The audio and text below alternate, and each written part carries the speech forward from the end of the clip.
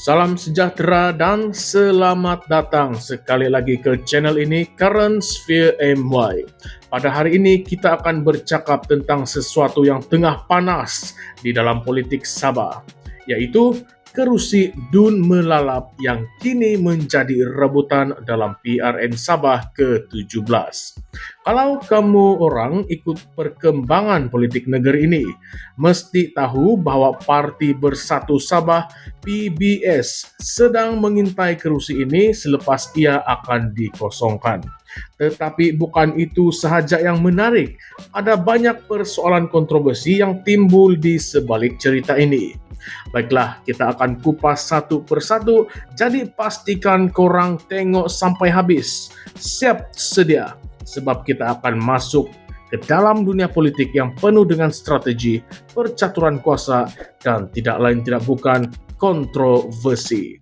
Jadi apa sebenarnya yang berlaku di Dun Melalap?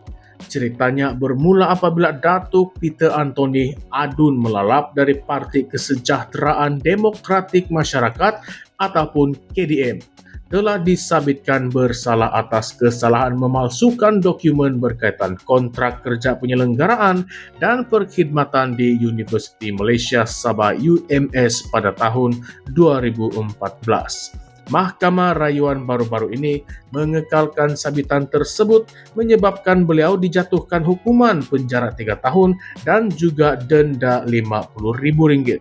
Disebabkan kes ini, beliau kini berdepan dengan kehilangan kelayakan sebagai seorang wakil rakyat secara automatik, kecuali beliau mengambil tindakan undang-undang lanjut dalam tempoh 14 hari bermula 4 Mac 2025.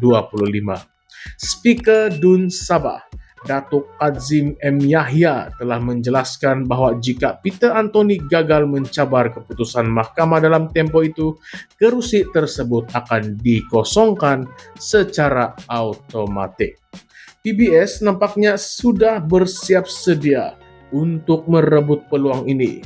Pemangku Presiden PBS Datuk Seri Joachim Gunsalam menyatakan bahawa parti itu bukan sahaja ingin mempertahankan 7 kerusi yang mereka telah menangi dalam PRN lepas, tetapi juga mahu menambah jumlah kerusi termasuklah kerusi Dun Melalap. Joachim menegaskan bahawa mereka hanya akan menampilkan calon yang berpotensi menang, dan sebagai parti komponen dalam Gabungan Rakyat Sabah GRS, mereka perlu berbincang dengan rakan kongsi sebelum membuat keputusan akhir. Tetapi adakah Anda semua tahu, ini bukan kali pertama PBS menunjukkan minat terhadap kerusi Melalap. Sejak beberapa tahun lepas, pemimpin PBS sering menyorakkan bahawa kerusi ini adalah sebahagian daripada kawasan tradisi mereka. Malah ada yang berpendapat ia sepatutnya kekal di tangan PBS.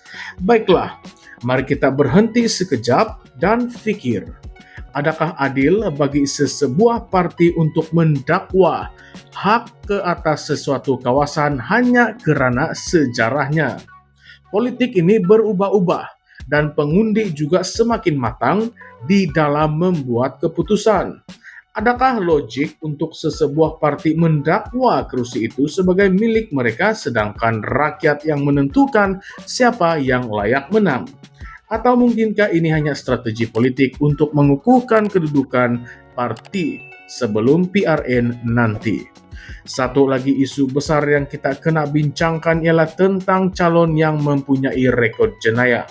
Dalam kes Peter Anthony, walaupun beliau adalah seorang pemimpin yang popular di kawasannya, hakikatnya beliau telah disabitkan bersalah di mahkamah.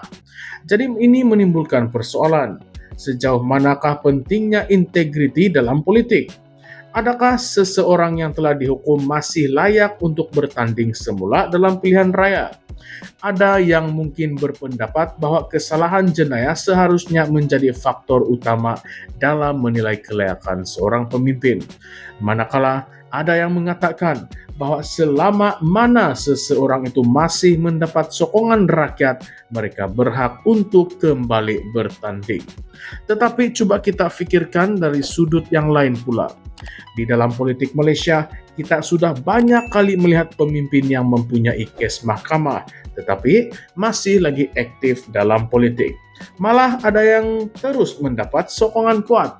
Contohnya, kita boleh tengok bagaimana beberapa pemimpin nasional masih mampu memegang jawatan walaupun berdepan kes di mahkamah. Jadi adakah ini bermaksud rakyat sudah terbiasa dengan keadaan ini, atau adakah sistem politik kita yang membenarkan perkara ini berlaku? Selain itu, keputusan untuk tidak mengadakan pilihan raya kecil bagi kerusi melalap juga menimbulkan perdebatan. Kerusi ini akan dikosongkan dalam tempoh terdekat, tetapi kerana PRN Sabah akan diadakan tidak lama lagi, ia tidak akan melalui PRK. Ada yang menyokong langkah ini karena ia menjimatkan kos dan mengelakkan ketidakstabilan politik dalam tempo sementara. Tapi adakah ini bermaksud rakyat di kawasan melalap akan kehilangan wakil mereka buat sementara waktu?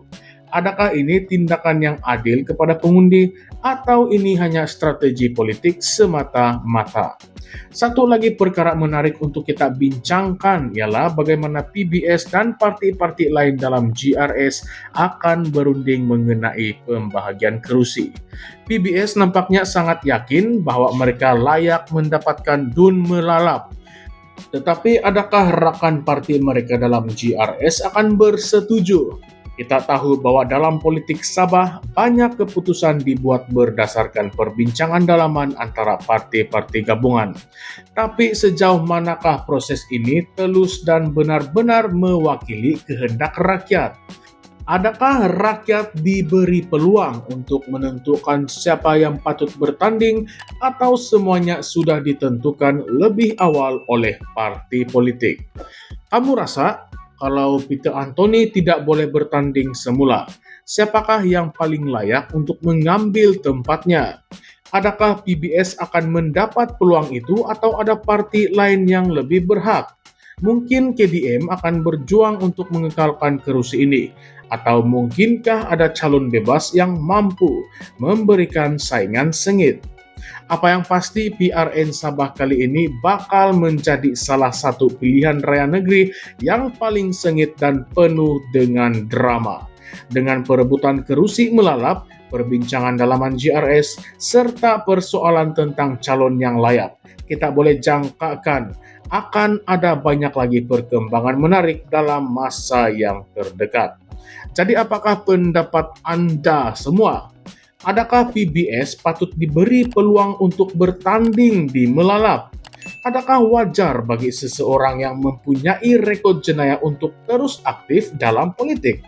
Dan bagaimana pula dengan sistem pilihan raya kita?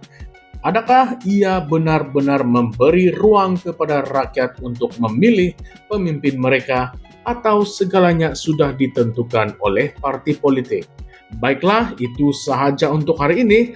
Saya yakin topik ini akan terus menjadi bualan hangat dalam minggu-minggu yang akan datang.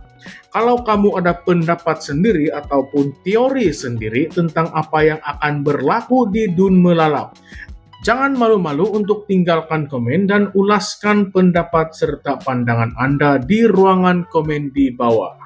Dan sebelum kita akhiri video kali ini, jangan lupa untuk like, share, dan subscribe kepada channel ini untuk lebih banyak analisis politik yang panas dan penuh dengan kontroversi. Sampai jumpa lagi di video yang seterusnya. Terima kasih karena telah bersama-sama kami sehinggalah ke saat ini.